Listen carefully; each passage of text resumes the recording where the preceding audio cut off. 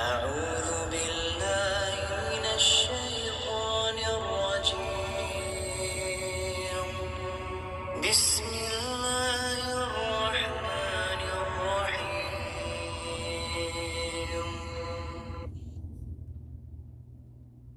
والفجر وليال عشر والشفع والوتر والليل إذا يسر هل في ذلك قسم لذي حجر ألم تر كيف فعل ربك بعاد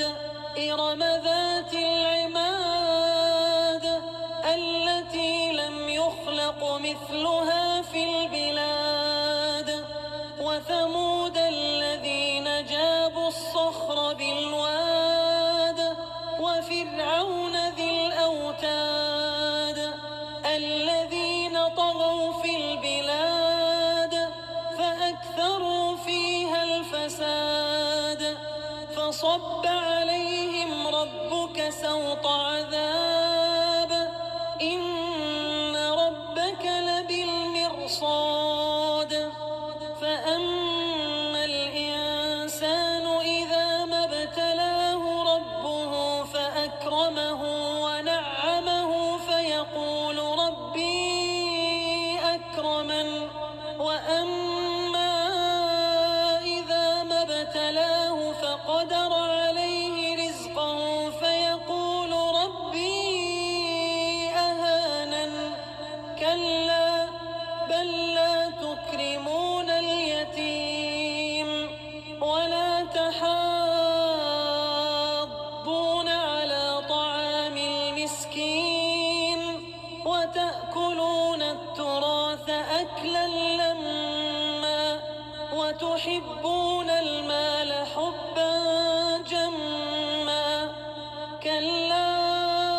إذا دكت الأرض دكا دكا وجاء ربك والملك صفا صفا وجيء يومئذ بجهنم يومئذ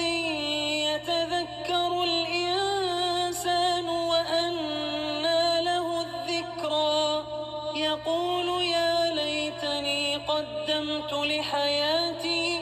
فيومئذ لا يعذب عذابه أحد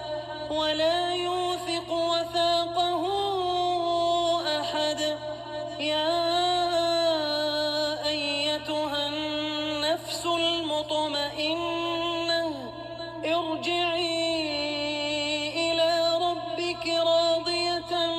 مرضية فادخلي في عبادي وادخلي جنتي.